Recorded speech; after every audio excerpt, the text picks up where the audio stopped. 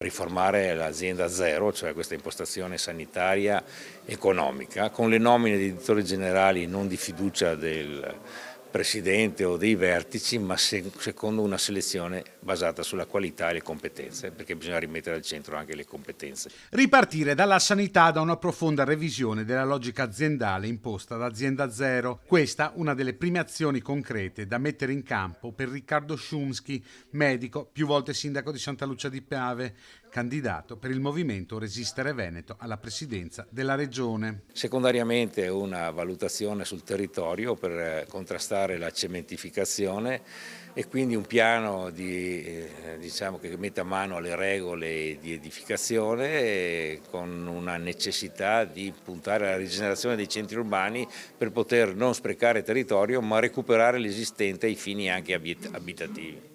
E terzo è quello del sostegno al nostro tessuto veramente economico-finanziario che è in grossa difficoltà, quello produttivo, le piccole e medie aziende. Bisogna fare delle azioni mirate che le facciano fare squadra insieme. Il candidato di Resistere Veneto a Padova presenta i candidati della sua lista legati al territorio e alla società civile.